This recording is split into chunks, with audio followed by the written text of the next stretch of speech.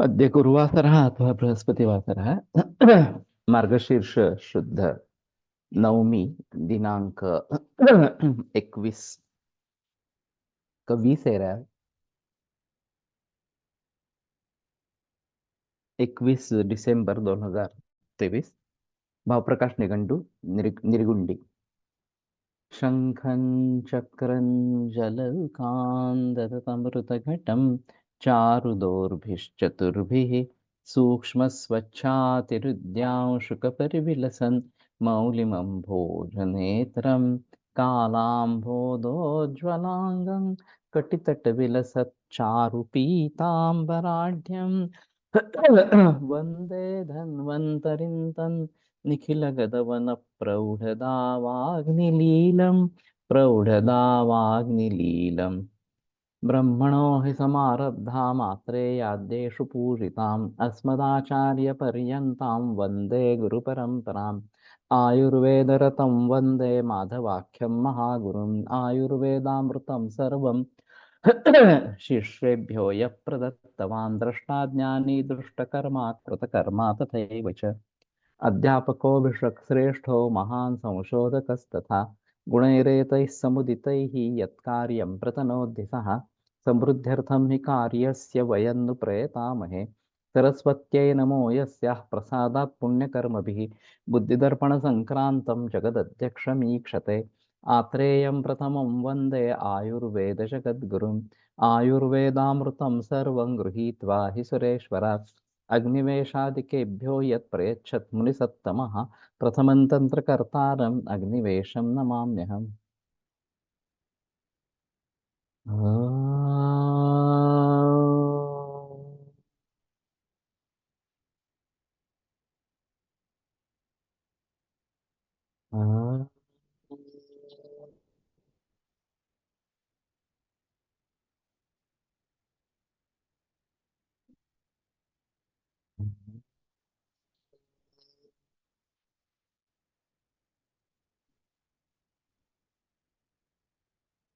ओम शांति शांति शांति।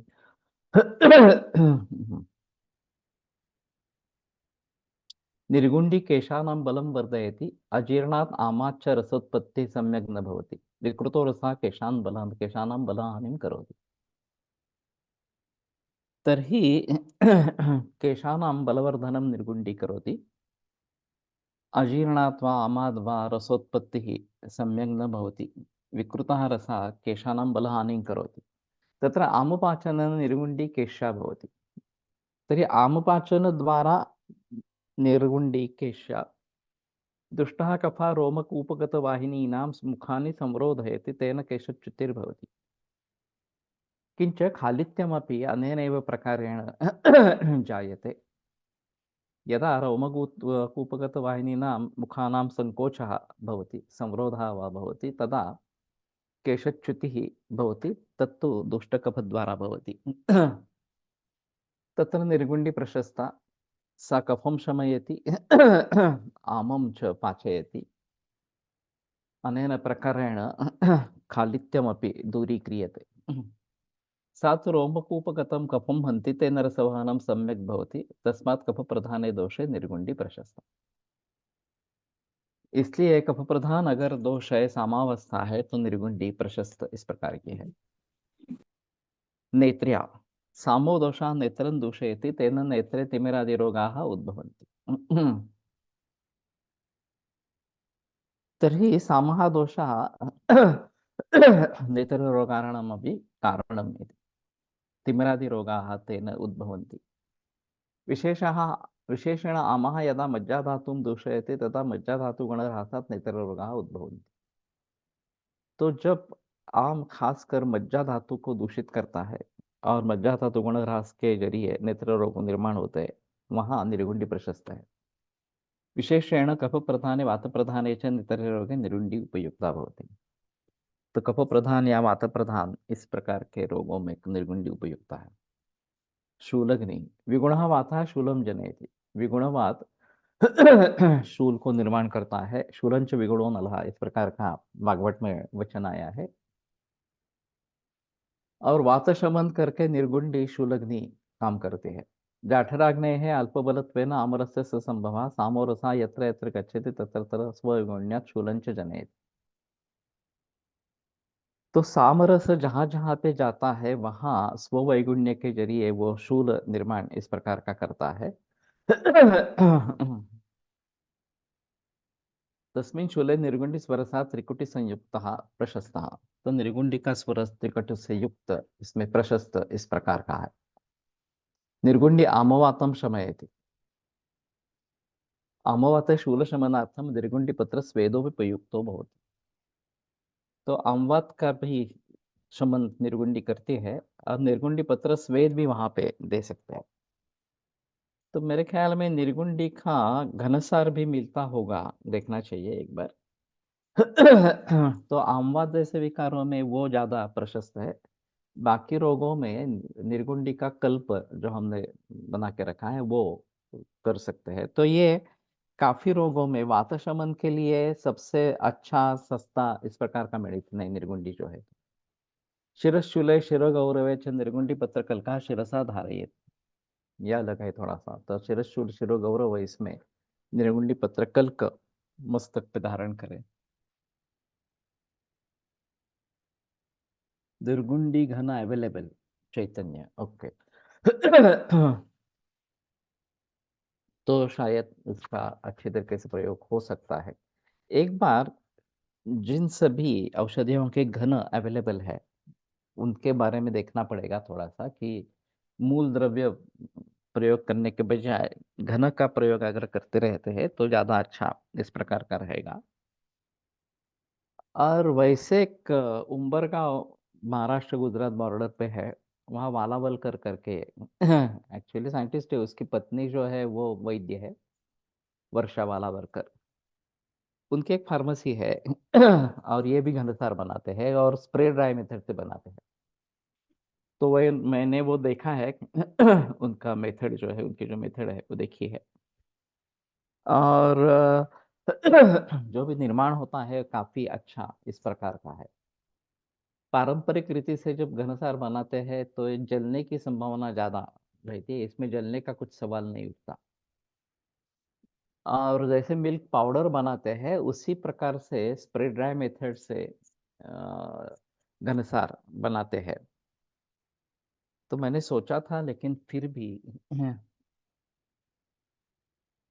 वर्षा रानी, रानी मालूम नहीं, वर्षा वालावलकर ऐसा उसका नाम है, वालावलकर सरनेम है।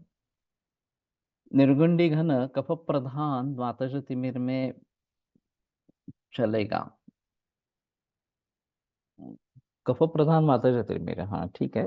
कफ मेन होना चाहिए।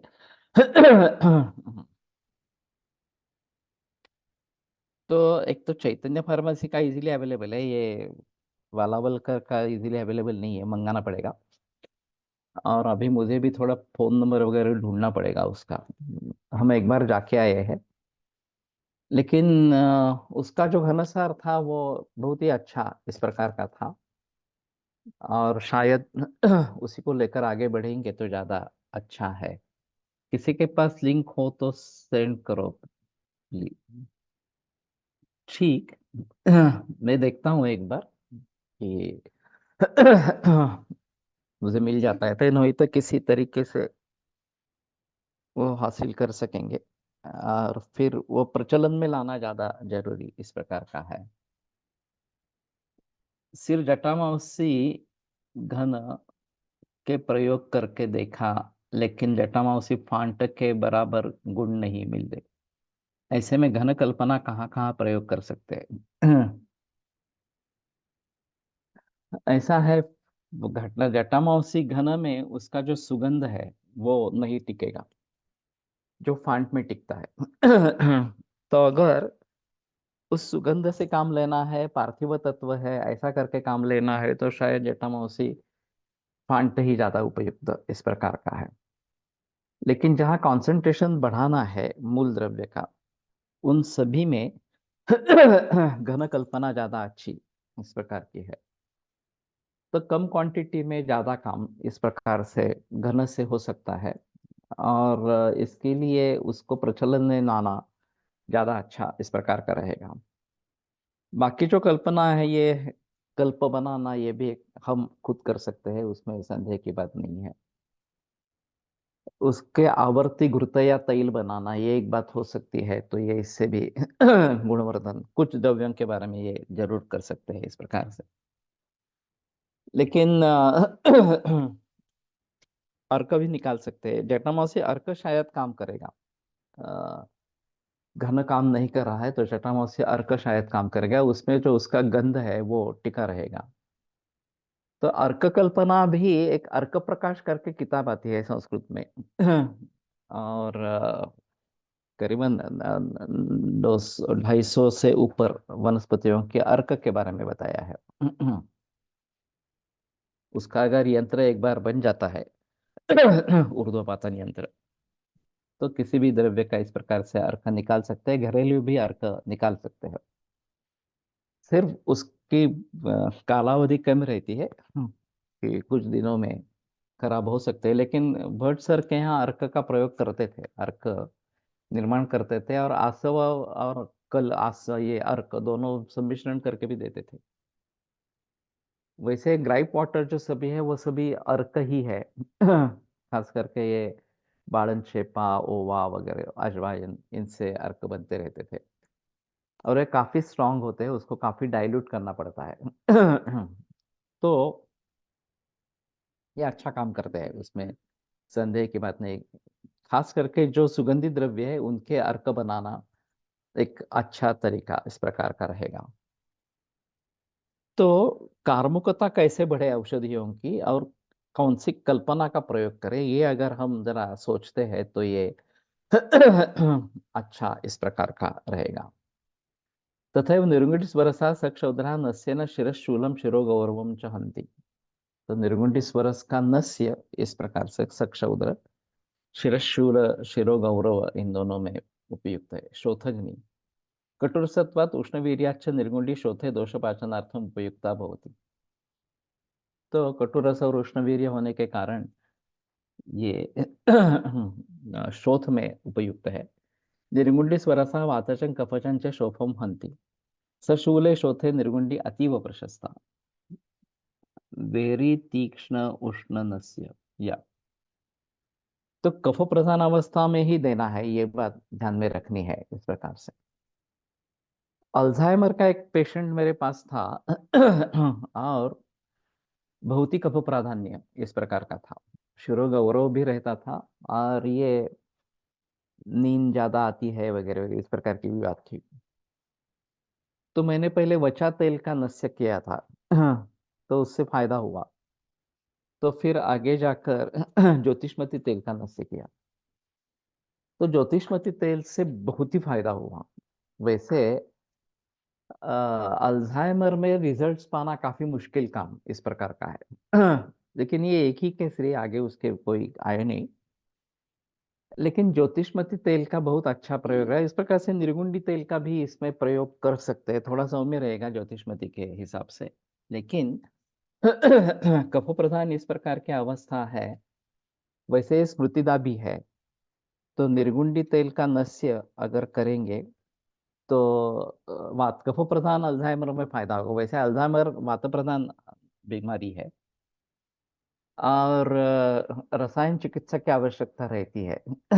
फिर भी कफ प्राधान्य इसमें देखा जाता है, तो ये अच्छी तरीके से काम कर सकती है। आमवातचे संधिश होते निर्गुंडिक वाथा सशुंठीयुतः प्रशस्ता। तो ये भी आसान है कि निर्गुंडी पत्र का क्वाथ और शुंठी डालकर लेना है। निर्गुंडी फुफ्फुसगतम हृदयगतम शोफम तथा अंतःशोफम अपि हन्ति। तो ये भी अच्छी बात है, फुफ्फुसगत हृदयगत शोफ। पेरिकार्डाइटिस के पेशेंट्स कुछ मिलते हैं। और प्लूरल इफ्यूजन के भी मिलते हैं। प्लूरल इफ्यूजन की शुरू की अवस्था में वहां पे शोथ होना, ये बात हो सकती है। तो उसमें भी निर्गुंडी का प्रयोग कर सकते हैं। व्रणशोथे अभिघातजे शोथे च निर्गुंडिक वाथा प्रशस्ता। व्रणशोथ में देखा नहीं गया एक्चुअली, अभिघातजे शोथ में निर्विघ्निकवात शायद भीतर और आभ्यंतर दो बाह्य दोनों प्रकार से काम में ला सकते हैं। पानेन च सेचनेन आमवातजम शोथम निर्गुंडी हंति। तो सेचन कर सकते हैं निर्गुंडी पत्र क्वाथ से, पुट्टली बना के उससे सेक भी कर सकते हैं। तो ये भी एक अच्छा आसान तरीका है। निर्गुंडी वैसे कॉमनली उपलब्ध है, ऐसा कुछ नहीं है, शहरों में भी उपलब्ध होती है, देहातों में तो होती ही है, तो ये अच्छा है। तिक्त कटु रसत्वात् उष्ण विरितात् कुष्ठजान कुर्मीन यूकान लिक्षान केशादांश्च कुर्मीन निर्गुंडी हंति। तो ये यूका लिक्षा और केश भक्षण करने वाले कृमि या फिर इंद्रलुप्त जैसी बीमारी, इसमें निर्गुंडी प्रशस्त है। स्नायुके निर्गुंडी स्पर्शः प्रशस्तो भवति पानेन लेपनेन च। तो ये स्नायु का यानी कि नारू जिसको कहते थे, वो अभी तो दिखाई नहीं देते इसके पेशेंट्स। इसके ऊपर काबू कैसे आ गए या ये थोड़ा देखना पड़ेगा, क्योंकि काफी कॉमन समस्या थी नारू इस प्रकार से। और खास करके वेल के यहाँ कूप या इसमें पानी अगर दूषित हो जाता है तो ये स्नायुक वाले कीड़े निर्माण होते हैं, और वो पानी पीने से स्नायुक होता था इस प्रकार से। अभी काफी इसमें तरक्की हुई है और अच्छा पानी मिल रहा है, शायद नारू कम होने का एक कारण हो गया होगा।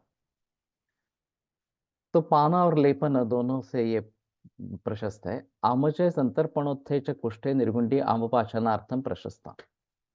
तो आमजा और संतर्पणोत्थित इस प्रकार का अगर कुष्ठ है तो निर्गुंडी आपाचन के लिए प्रशस्त है। निर्गुंडी क्वाथा अंतर्बहिश्च कुष्ठे उपयुक्तो भवति विशेषण कफच कुष्ठे चिरकालेजे च निर्गुंडी प्रशस्ता। युकालिक्षा में बाह्य प्रयोग कर ही सकते हैं, उसमें कोई संबंध नहीं है। निर्गुंडी का तेल आसानी से प्रयोग कर सकते हैं, इसमें हाँ, कोई संदेह की बात नहीं। जब ये बाह्य कृमि दिखते हैं तो उसमें आभ्यंतर कृमि की भी चिकित्सा होनी आवश्यक है, केवल बाह्य उपचार से फायदा नहीं होता। आभ्यंतर भी कृमि की चिकित्सा देनी है। कृमिपातन अपकृषण मेवादो कृमीणाम भेषजम श्रुतम ततो विघातः प्रकृते निदानस्य च वर्जनम, ये कृमि चिकित्सा का सूत्र है। तो पहले कृमि को बाहर निकाल देना है, अपकर्षण इस प्रकार से। चरक में अजीब वर्णन था, अहथ आहार इति ब्रूयात, इस प्रकार से। तो ये बड़ा अजीब सेंटेंस है कि वनस्पतियों को देना है, प्रयोग करना है और उनको आहार ऐसा कहना है। आहार का मतलब है हरण करो, बाहर निकालो, इस प्रकार से। तो वनस्पतियों को उत्तेजित करना है या फिर इंस्ट्रक्शंस देने हैं कि तुम कृमियों को बाहर निकालो, इस प्रकार से। तो ऐसा बोल के उनका प्रयोग करना है। ये वनस्पतियों का जो कृमिघ्न जो करना है वो उसमें लगातार बस्ती वमन विरेचन तीनों करना है। पहले बस्ती है, क्योंकि पुरुष जो कृमि मुख्य है। तो निर्गुंडी वगैरह ऐसे क्वाथ का प्रयोग करके निरूह देना है और फिर तुरंत वमन और विरेचन करवाना है। तो सभी तरीके से कुर्मी बाहर निकल जाएंगे, और जैसे कुर्मी निकल जाएंगे वैसे अच्छा रिजल्ट मिलेगा। लास्ट ईयर मला माझ्या घरी अजून 7 जणांना अचानक व्रण काहीतरी लागून झाला असेल असा झाला, आणि तो 1.5-2 महिने बरा होत नव्हता. खूप कारण शोधलं पण नाही कळलं काय विचार करायचा.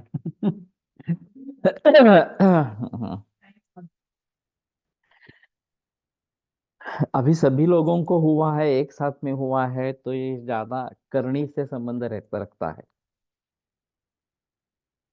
तो ब्लैक मैजिक अगर किसी ने कुछ किया हो तो देखो, और उसकी रक्षा के लिए अधिदैविक उपाय करो, ये ज्यादा बेहतर ऑप्शन इस प्रकार का है। ब्लैक मैजिक में भल्लातक का प्रयोग किया जाता है। और फिर बदन पे रैशेस आते हैं, व्रण निर्माण होते हैं, वगैरह वगैरह, इस प्रकार से बात होती है। तो इसमें केवल भल्ला तक का रोल नहीं है। ये जो उसके पीछे करनी है, ब्लैक मैजिक है, उसकी चिकित्सा होनी जरूरी है। तो ये शायद बात ध्यान में रखो, और उसके हिसाब से कुछ उपाय करने हैं। तो देखो।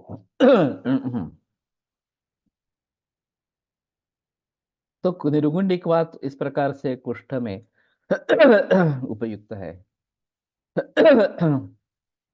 आमपाचनार्थम ज्वरे निर्गुंडी प्रशस्ता। तो ज्वर में भी आम पाचन के लिए निर्गुंडी प्रशस्त है। तथा च निर्गुंडी स्वर्षा विषम ज्वरम संतत ज्वरम वात ज्वरम वातकफ ज्वरम सुतिका ज्वरम च नाशयति। काफी वाइड है। हम हो ते कोणीतरी सांगितलं असं असावं म्हणून। हम्म। सभी लोगों को हो रहा है, और महीने 1.5 महीना 2 महीने तक टिका है, तो ये शायद बात हो सकती है। तो इसमें भी घनसार का प्रयोग ज्यादा अच्छा रहेगा। निर्गुंडी का ज्वर में प्रयोग जब करना है, शायद जैसे दातार गुरु जी ने ये योग बनाया, लक्ष्मी नारायण टंकण और गिरी इस प्रकार का, उसी प्रकार से निर्गुंडी का घन स्वर्ण शिखर, और चाहे तो जबरंग न डाले न डाले, इस प्रकार का एक योग बन सकता है। और सभी ज्वरों के लिए आम पाचन शुरू की अवस्था में अच्छे तरीके से काम कर सकता है। वैसे स्वर्ण सूचक्र भी काफी अच्छी दवा है। उसमें साथ में लक्ष्मी नारायण, ये ज्वरग्न का जो योग है वो देते हैं, तो भी अच्छी बात इस प्रकार की होती है। तो शुरू की अवस्था में तो आम पाचन करना जरूरी है। और वहाँ निर्गुंडी एक आसान वनस्पति इस प्रकार की है। तो और वात कफ ज्वर, सूतिका ज्वर, विषम ज्वर, ये भी सभी इसमें बताए गए हैं, तो शायद भली भांति इनका प्रयोग कर सकते हैं। व्रणशोधने निर्गुंडी सिद्ध तैलम व्रणे शोधनार्थं रोपणांच प्रार्थार्थं च रोपणार्थं च प्रशस्तं तत् कफज व्रणं क्लेदयुक्तं व्रणं च आशु समं नयति पूतिकरणे निर्गुंडी तैलम प्रशस्तम। तो ये भी थोड़ा आसान है, और ज्यादा प्रचलन में नहीं है, लेकिन कर सकते हैं इस प्रकार से। तो निर्गुंडी एक आसान, सहज उपलब्ध इस प्रकार की वनस्पति है, और शायद हम उसका भली भांति प्रयोग नहीं कर रहे हैं, ये थोड़ी सी बात रहेगी। हम्म। आता फक्त जेव्हा आप दूर करतं हम्म। तेव्हा त्याचं संघटन कसं असतं? आमाचं पाचन करतं तेव्हा म्हणजे तुमच्या तशी आता निर्मिती बऱ्यापैकी तशी आहे. सगळी द्रव्य आम्हाला नाही केवल करत. संगठन का नहीं है, उसमें उष्णवीर्य होना, कुछ द्रव्य शीतवीर भी है। मुस्ता शीतवीर्य होकर भी आमपाचन है। शुंठी चित्रक ये उष्णवीर्य से ज्यादा काम करते हैं। और उष्णवीर्य है तो तेज महाभूत का संबंध ज्यादा इस प्रकार का रहेगा। कटुरस उष्णवीर्य, ये चित्रक जैसे द्रव्य काम करते हैं। शुंठी कटुरसात्मक है, उष्णवीर्य है, ये भी इसी प्रकार से काम करती है। कुटज कूटजो कीटो वत्सको गिरिमल्लिका कलिंग शक्र शाखी च मल्लिका पुष्प मल्लिका पुष्प इत्यपि। इंद्रो यवफल प्रोक्तो वृक्षकः पाण्डुरद्रुमः कुटज कटुको रूक्षो दीपन स्तुवरो हिमः अर्शोतिसार पित्तास्र कफतृष्णाम कुष्ठन। तो कलिंग, इंद्रिय, इन सभी से शकर शाखी, ये भी एक बताया गया है। वृक्षक भी एक पर्याय ज्यादा प्रचलन में है। असेच स्मरण आम्हाला पण झाले होते। पुराण घृताने बरे झाले। ओके। लेकिन पुराण घृत में भी ये सामर्थ्य इस प्रकार का कृत्या प्रतिषेध का होगा, ये शायद बात है। ये अभी कम दिखते हैं इस प्रकार से, लेकिन होते हैं, ऐसा नहीं है कि इस प्रकार के इंसिडेंसेस नहीं होते हैं। मैंने एक हर्डीकर जी के यहाँ का अनुभव बताया था, एक बार दोहराता हूँ। एक 13-14 बरस की लड़की थी, और उसके एक अंगुली में 2-3 महीने के बाद सूजन आती थी, और बहुत दर्द होता था। और फिर उसमें से ये जो ग्रेफाइट बोलते हैं पेंसिल का, वो बाहर निकल आता था। वो निकल आने के बाद वो ठीक हो जाती थी।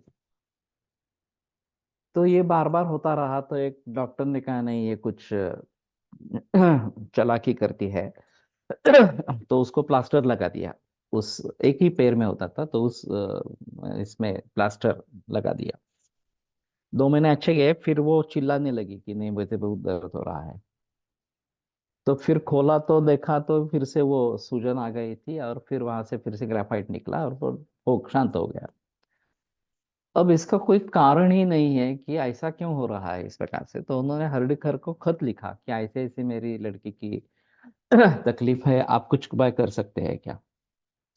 तो उन्होंने कहा लेके आओ, मैं करूंगा उपाय करके। तो लेके गए। फिर उन्होंने मंत्र चिकित्सा की। उन्होंने कहा ये करनी है, और मंत्र चिकित्सा से वो ठीक हो गई।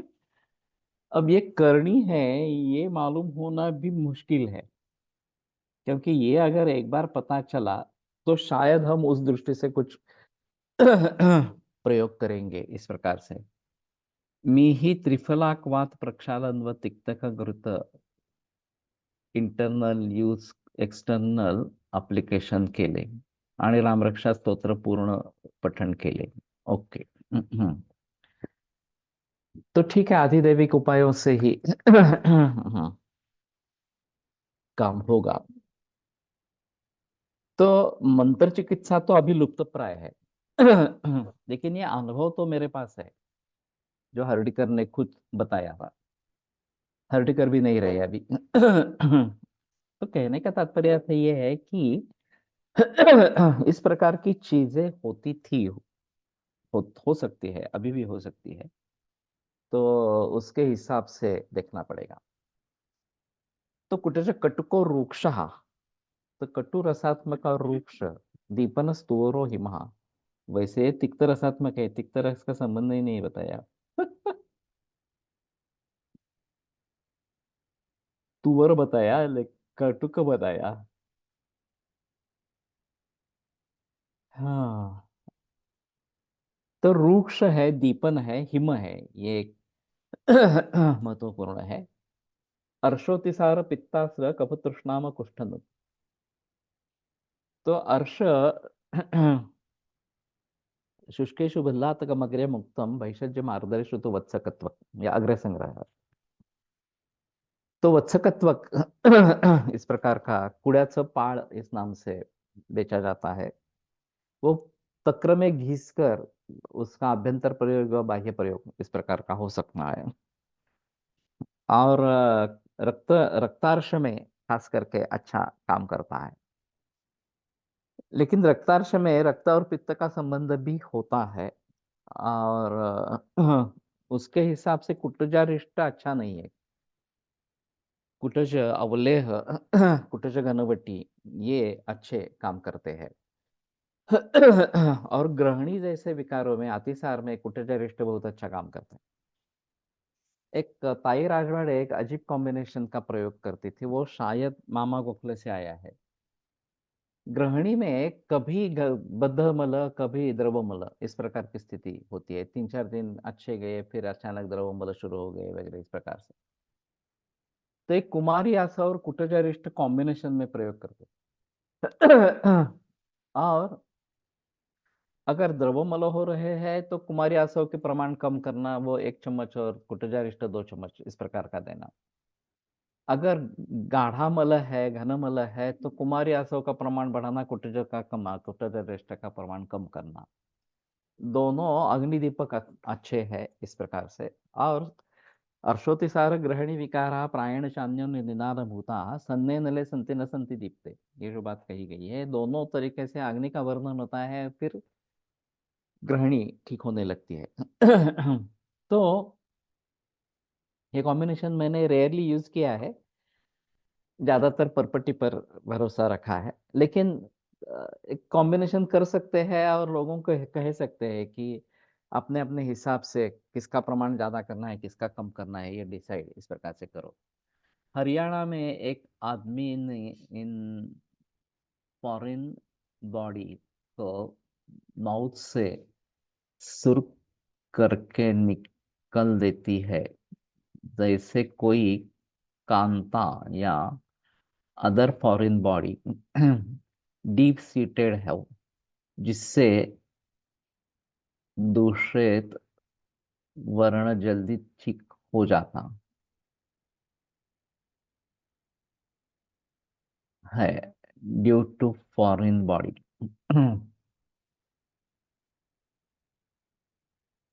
माउथ से सक करके निकाल देता। अच्छा। बीच में कुछ पाइप वगैरह ऐसा रखा होगा। और फिर सक करने से फॉरेन बॉडी क्या निकलती है तो मालूम नहीं, व्रण इसमें से ये कृमि निकल सकते हैं इस प्रकार से। और फिर वो निकल जाने पर बात हो सकती है। हमारे यहाँ कोटाबाग एक जगह है, वहाँ लोग टोना टोटका ज्यादा करते हैं। हाँ, ये टोना टोटका यानी कि ये जादू टोना।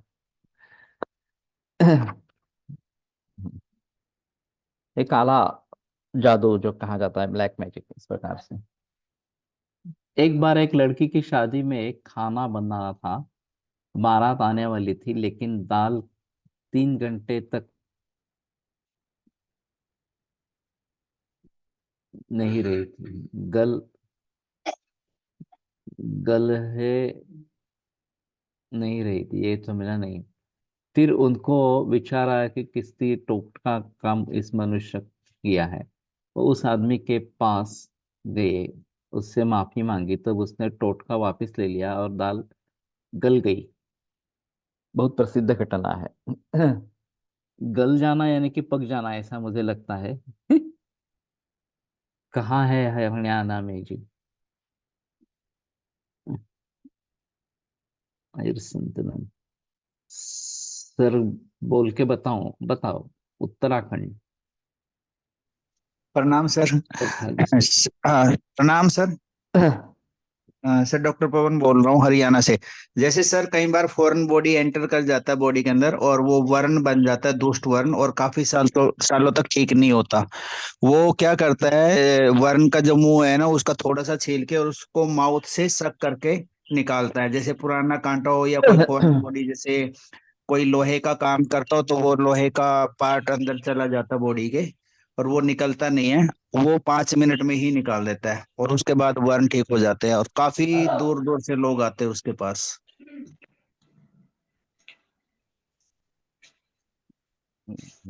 ठीक है।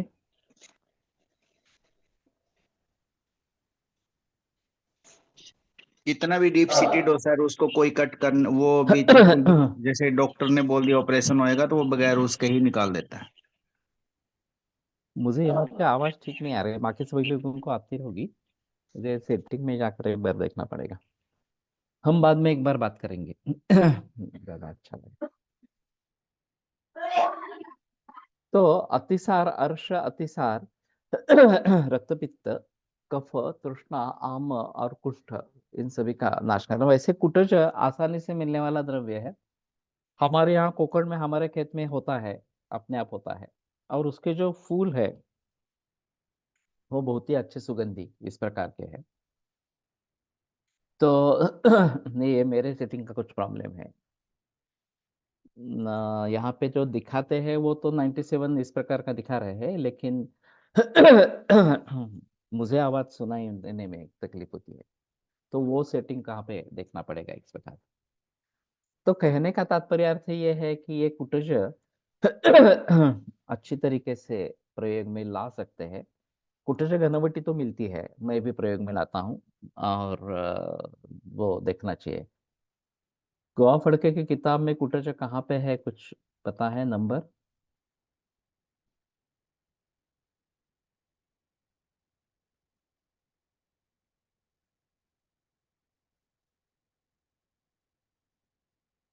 cotton pill.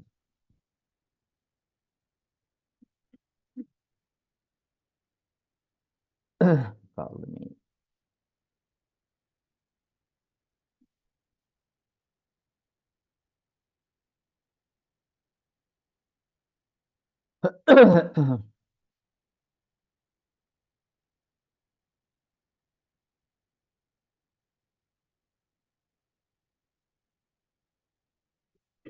कुटजा इंद्रवश्य.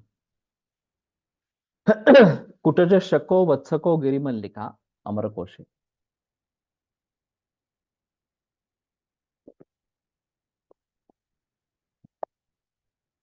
सह्य पर्वते प्ररोहते तस्य पुष्पाणि श्वेतानि गुच्छाकृतीनि च. अस्य शिम्ब्यः तनवः हस्तप्रमाण दीर्घा युगलेन च सन्ति. तस्य बीजानि एवाकृतीनि इन्द्रियव इति नाम्ना प्रसिद्धानि. कुटजस्य इन्द्रियवस्य वा चूर्णम् अष्टगुञ्जा प्रमाणं सक्षोदरं. कुटजस्य क्वाथः फलप्रमाणः समधुशर्करा सर्वातिसारेषु. कुटजावलेहः. कुटजस्य फलम् अष्टभागजले पच्येत्. पादावशेषे क्वाथे इन्द्रियवस्य चूर्णस्य फलं क्षिपेत्. पुनश्च पचेत् यावत् चिक्कणतां याति तं लेहम् अर्धकर्षं लीयात्. अर्शोघ्नः कंडूघ्नः स्तन्यशोधनः आस्थापनोपगश्च. तो कंडूघ्न भी है और स्तन्य शोधन भी है. ये जरूर इसके बारे में सोच सकते हैं. कुटजः तिक्तः कटुकः कषायश्च. ऊपर तिक्त रस का कैसे निर्देश नहीं है, अजीब है थोड़ा सा. विपाकः कटुकः वीर्यं शीतं च. तिक्त कटुकषाय तत्त्वेन वातं वर्धयति पित्तं कफं च शमयति. कुटजस्य अन्तःकोष्ठे विशेषेण कार्यं भवति. स दीपनः स्तम्भनश्च. Good results in गुदकंडू. या.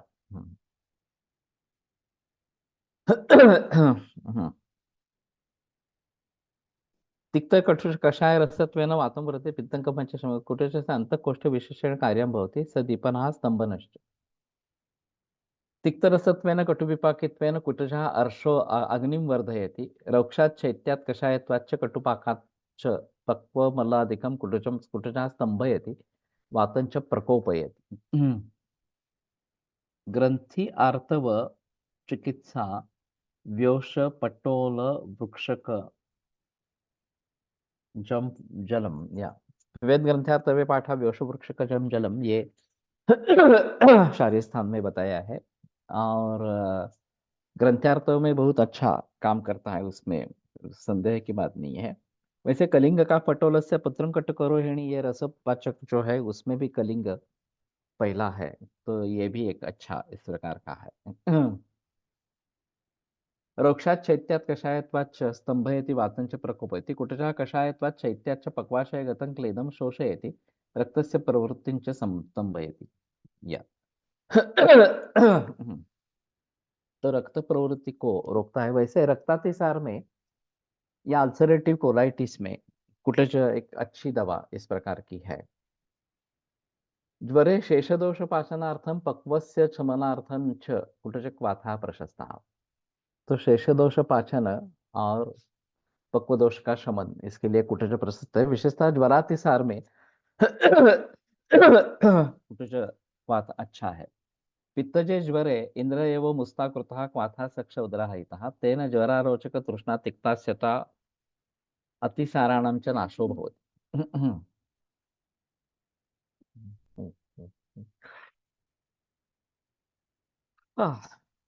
इंद्रियं विशेषेण रसगत ज्वरोत्पादकस्य दोषस्य पाचनं शमनं च करोति. तो रसगत ज्वर इसका पाचन और शमन ये इंद्रिय करता है. वत्सकत्व तस्मात् संतते विषम ज्वरे प्रशस्तम. तो कलिंग का पटोल से पत्रं कटुकरोहिणी, ये संतत सतत अन्य दुष्क, इस प्रकार के संतत ज्वर में प्रशस्त इस प्रकार का है.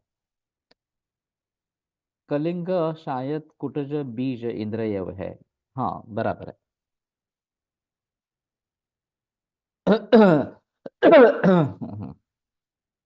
वत्सकत्वक मांसधातुगतम दोषम शमयति। अतः अन्यद्युष्के विषमज्वरे कुटजस्य त्वक् प्रशस्ता। निम्बपटोलस्त्रिफलाकट मृद्विका मुस्तवत्स निम्बपटोलस्त्रिफला मृद्विका मुस्तवत्सकौ। उत्सक है उसमें लेकिन वत्सक अगर है तो ये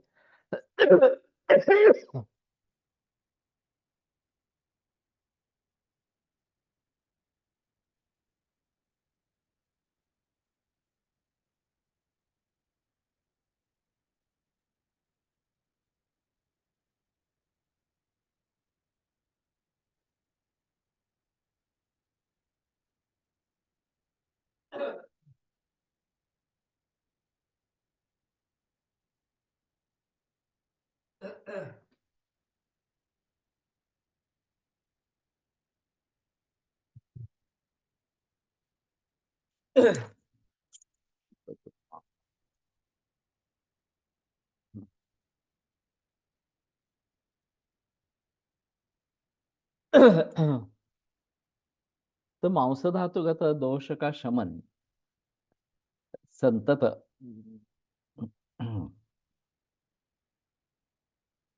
अतः अन्यद्युष्क विषम ज्वर में कुटजस्य त्वक् प्रशस्ता। अतिसारे ग्रहण्यां प्रवाहिकायांच दीपनत्वात् स्तंभकत्वाच्च कुटज दुस्तरं पक्वातिसारं प्रवाहिकां ग्रहणींच जयति। विशेषेण कफपित्तातिसारे कुटज प्रशस्ता।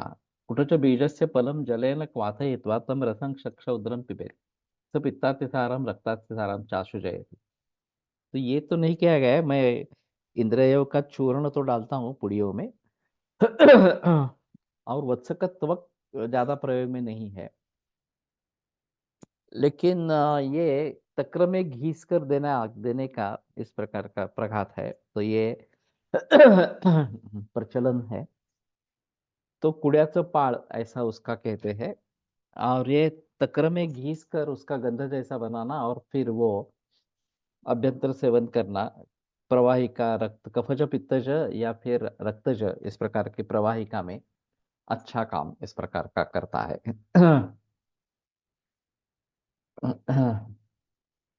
इंद्र एवं चूर्ण संयुक्तम छागक्षीरम रक्तातिसारम जयति। वैसे भी छागक्षीर रक्तातिसार में प्रशस्त है। ये सिर्फ उपलब्ध होना शहरों में काफी मुश्किल हो गया है, देहातों में फिर भी मिलता है। कुटजस्यत्व तत्फल चूर्ण च तंडुलोदकेन पीतम उल्बणम रक्तातिसारम जयति। तो रक्तातिसार में इसकी प्रशस्ति ज्यादा अच्छी इस प्रकार की है, और तंडुलोदक से देना है। मेरे विचार से इंद्रिय जैसा दूसरा कोई और तिक्त द्रव्य नहीं है, स्वाद खराब होता हो जाता है। ये तो है, इसलिए मूल ग्रंथ में तिक्त रस का निर्देश क्यों नहीं है? तो तिक्त है, इसमें कोई संदेह की बात इस प्रकार की नहीं है। फिर भी कटु और तुवर रस के बारे में बताया गया है, तिक्त रस के बारे में वहां पे नहीं बताया गया है इस प्रकार से। अर्षस कुटजावलेहो मधुसंयुक्ता पक्वा पक्वम अतिसारम दुर्वारम ग्रहणी रोगम प्रवाहिकांच जयति। तो कुटजावलेह भी अवेलेबल है और ये इस प्रकार का पक्व या अपक्व अतिसार, संवेदन, दुर्वार ग्रहणी रोग और प्रवाहिका इनमें प्रशस्त इस प्रकार का है। तो ये भी अच्छा है। वैसे रक्त प्रदर में भी इसका प्रयोग हो सकता है, रस के ऊपर काम करता है, तो रस को शुद्ध करके रस का उपधातु जो रज है उसको भी कम करता है। तो कुटज का रक्त प्रदर में भी अच्छा काम इस प्रकार का दिखाई देता है।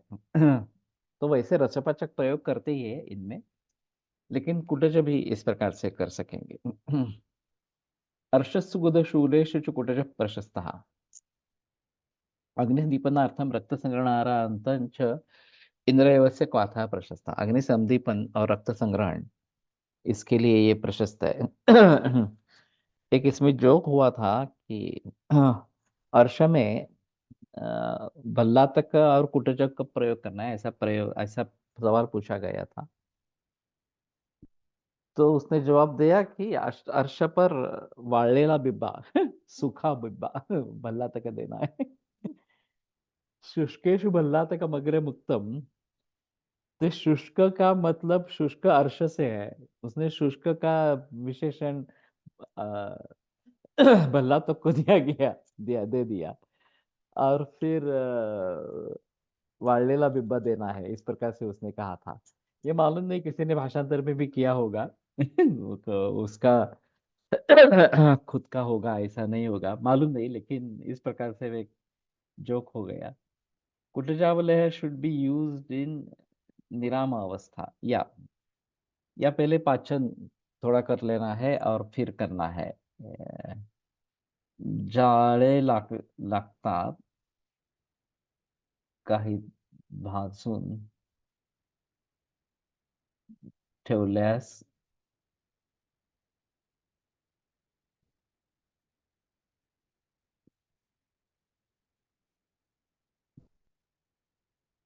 इंद्रिय व चूर्णात खूप लवकर जाळे लागतात, काहीत भाजून ठेवल्यास टिक टिकते दहित।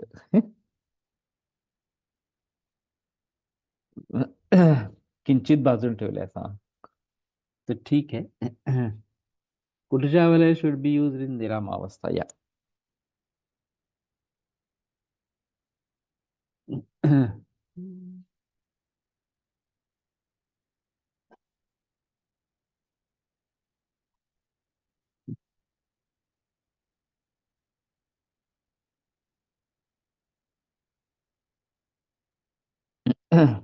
मालूम नहीं। ठीक है, ये खराब जल्दी हो सकता है, ये बात सही है इस प्रकार से। गुदशूले गुदशोफे तो अग्निमान दे। कुटज त्वक तक्रेण पिबे। तो इसमें तकर के साथ उसका प्रयोग हो सकता है, अथवा इंद्र व चूर्ण तक्रेण पिबे, ये भी बात हो सकती है। तो गुदस्य शूलः प्रशमं याति अर्षस्व च आर्द्रेषु कुटजत्वक श्रेष्ठम औषधम। तो भैषज आर्द्रेषु तो वत्सकत्वक, ये जो बात कही गई है, तो ये कुटजत्वक अच्छा ही दवा है। मूत्रकुर्च्छ्रे अश्मरियांच कुटजस्य त्वचं पिष्ट्वा गोदुग्धेन पिबेत्। तेन मूत्रकृच्छ्रं क्षिप्रं शाम्यते। हैं? तो ये तो प्रयोग नहीं किया गया मूत्रकृच्छ्र में। कुटजस्य चूर्णम दध्ना पिबेत् तेन मूत्र शर्करा निपतति, ये भी नहीं किया गया। कहीं भट्ट में वगैरह आया होगा, क्योंकि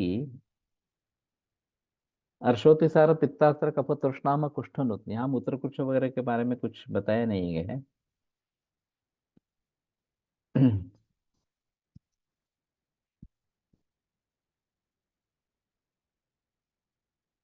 तो उसको थोड़ा सा देखना पड़ेगा, मूत्र शर्करा।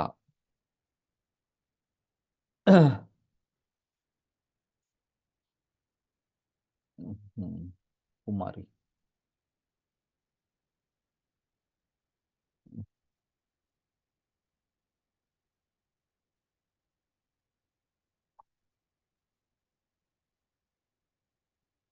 तो कुटज काफी तरीके से, कुटज साल दही उगाड़ून इन अश्मरी।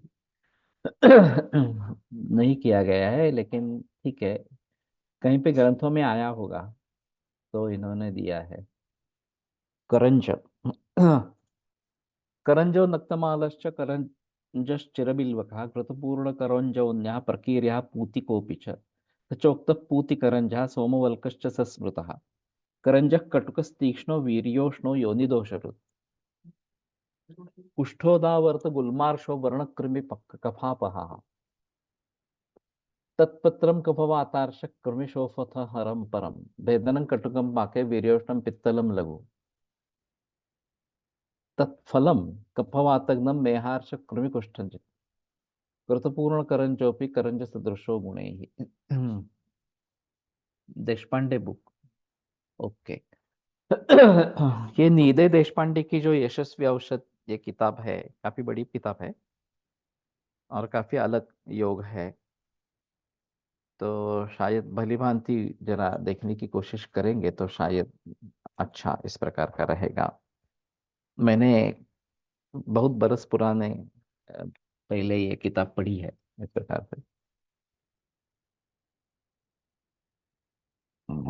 निदे देशपांडे करके लेखक है, यशस्वी औषध है इस ऐसा उसका किताब का शीर्षक है, मराठी में है।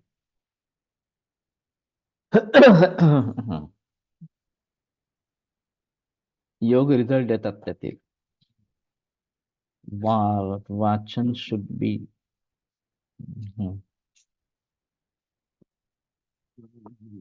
Should be done. यहाँ पे वाचन कितना होगा मालूम नहीं है, मराठी में है पूरा, लेकिन जरूर सोच सकते हैं।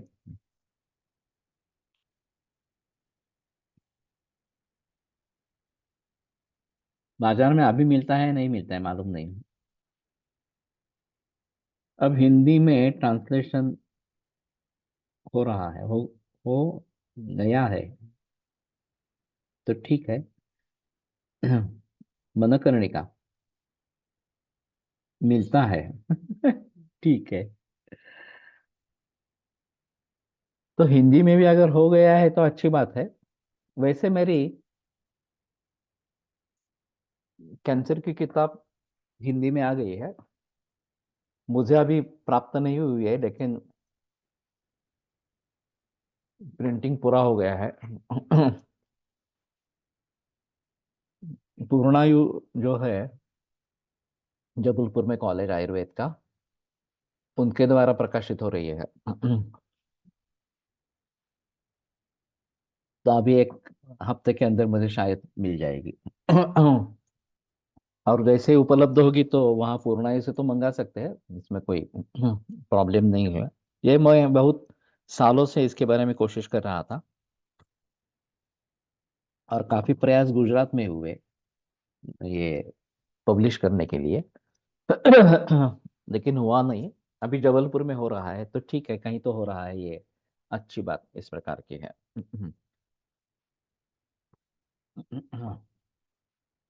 तो करंज भी आसानी से मिलता है। प्रयोग में शायद देखना पड़ेगा, अकेला प्रयोग ज्यादा मैंने तो नहीं किया है। करंज तेल प्रयोग में लाया जा सकता है। खास करके दिए जलाने में। करंजे विजयो भवे, ये एक योग रत्नाकर में आया है कि करंज तेल का दिया जलाने से विजय होता है इस प्रकार से। तो ये भी एक अच्छी बात इस प्रकार की है। आधिदैविक एस्पेक्ट्स इस प्रकार से जो है वो थोड़ा सा देखना पड़ेगा। शिंदे शास्त्री उनके क्लिनिक में हमेशा करंजेल का दिया जलाते थे, हमने भी घर पे लाके रखा है। अभी इतना प्रचलन नहीं रहा उसका, करंजेल का इस प्रकार से। तो कटुकस तीक्ष्ण वीर्योष्ण योनि दोष रुत। कटु तीक्ष्ण उष्ण इस प्रकार का है। तो कफ को दूर करने वाला और पित्त को बढ़ा देने वाला इस प्रकार का रहेगा। कुष्ठ उदावर्त गुल्म अर्ष व्रण कृमि कफापहा, तत्पत्रम कफवातार्ष कृमिशोथ हरम परम। तो पत्र का भी अलग है। वेदनम कटुकम पाके वीर्योष्णम पित्तलम लघु।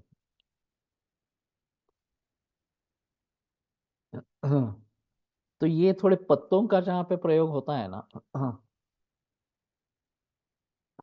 तो हमारे लिए ज्यादा आसान है, क्योंकि वनस्पति का समूल नाश नहीं होता है। पत्ते केवल लेते हैं तो फिर से पत्ते उगते हैं, तो ये तकलीफ वाली बात इस प्रकार की नहीं है। तो जहां जहां पत्तों का इस प्रकार से प्रयोग कर सकते हैं, एरंडी का पत्र हो, निर्गुंडी का पत्र हो, सहचर का पत्ता पत्ता हो, वगैरह वगैरह, वहां सभी में इसका प्रयोग जरूर कर सकते हैं और इसमें हानि नहीं होती है इस प्रकार से। तो इसका पान पत्ते सुखा के उसका चूर्ण बना के भी कर सकते हैं। भेदनं कटुकम पाके वीर्योष्णम पित्तलम लघु। तो कफवात अर्श कृमि शोथ हर, तो काफी में प्रयोग में लाया जा सकता है। तत्फलं कफवातग्नम मेहार्श कृमि कुष्ठजित। उसका जो फल है वो मेह, अर्श, कृमि, कुष्ठ इन सभी में काम करता है, कफवातग्न है।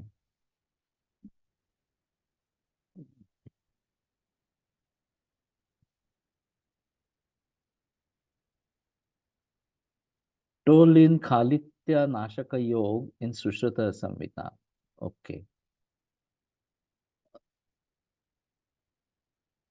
प्रयोज्यांग के अनुसार गामित्व बदलता है क्या? खदिर त्वचा से पर और खदिर सा रक्त पर ऐसे जाता है क्या? हाँ, ये बात है।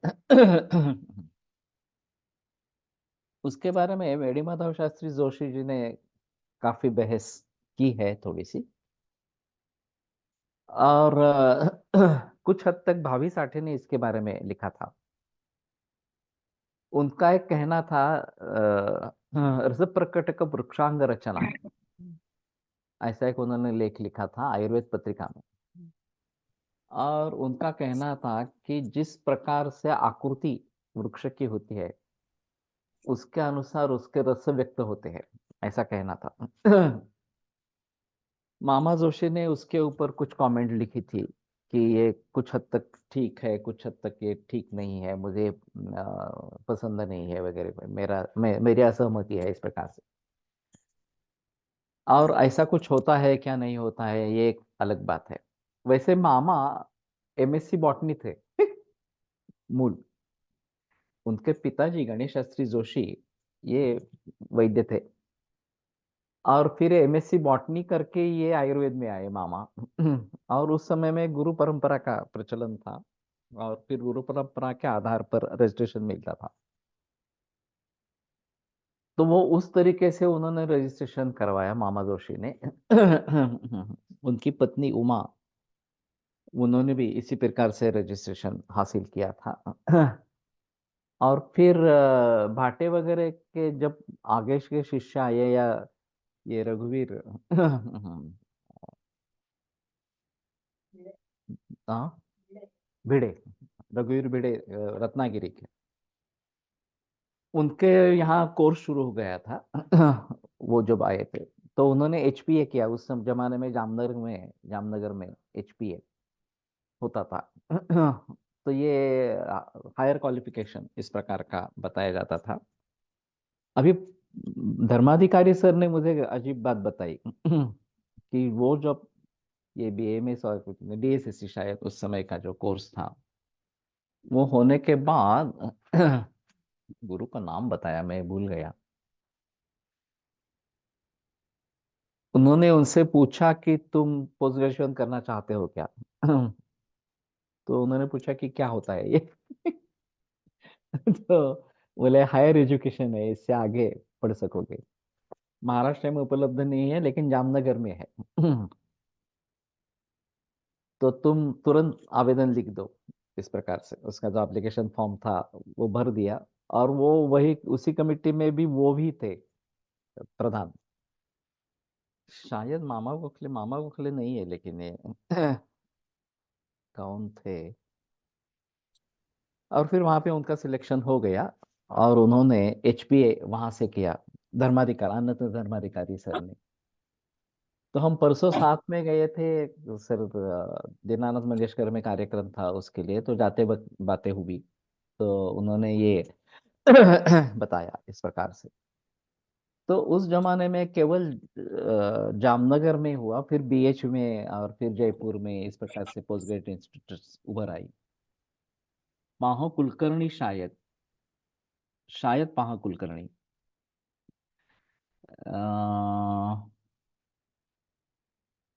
जोशी तो नहीं होंगे।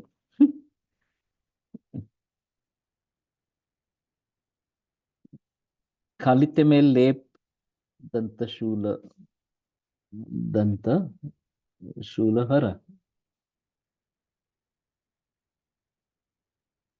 तो शायद महा कुलकर्णी होंगे। लेकिन उनका तो इसमें था नहीं, जामनगर में उनका कुछ रोल नहीं था। एक बार फिर से पूछेंगे। मोयलेले तो उनको बहुत जूनियर थे। मोयलेले की बात नहीं है।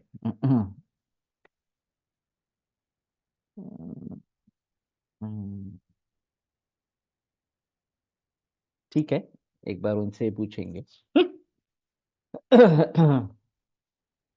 तो कहने का तात्पर्य अर्थ ये है कि ये एक 7:31 हो गए। हाँ, तो अलग अलग अंगों में अलग अलग रसवीर्य वगैरह प्रकार से हो सकते हैं। रसों के बारे में जैसे बताते हैं कि कंद में अलग है, काष्ठ में अलग है, लहसुन में अलग है, वगैरह वगैरह इस प्रकार से। और वैसे बनाकर वो पंचरसात्मक रसोन है। केवल फल का अगर देखेंगे तो वो पंचरसात्मक है, ऐसी स्थिति नहीं है। फिर भी कुछ अंश आ जाता है इस प्रकार से। तो थोड़ा देखना पड़ेगा। ठीक है, आज रुकते हैं, कल आगे बढ़ेंगे। आयुर्वेद प्रकांड निगदित इह हि शल्यतंत्र प्रधानः श्रेष्ठेभ्य शाश्वतोऽयं निखिल जन कृपा। शास्त्री सर। नहीं, मुझे नहीं लगता है। शास्त्री भी नहीं है। महाराष्ट्रियन वैद्य है। हाँ, नाह जोशी। अभी याद आया, जोशी जो बोल रहे थे तुम, तो नाह जोशी है, नारायण हरि जोशी। ये बम्बई में प्रैक्टिस करते थे। और उन्होंने जिक्र किया था और फिर उन्होंने ये किया था। श्लोक में कृमि 2 बार आया है। कृमि व्रण और कृमि कुष्ठ हो सकता है। एक बार कल मुझे याद दिलाना फिर से। नाह जोशी ही थे सर, बराबर। निखिल जन कृपा व्याप्त चित्तेन येन आयुर्वेदस्य वाञ्छन् पुनरपि भुवने ताञ्च सुष्ठु प्रतिष्ठां श्रेष्ठं धन्वन्तरिं तं प्रणमति च सदा वैद्यवर्गो हि नूनं, वैद्यवर्गो हि नूनम्।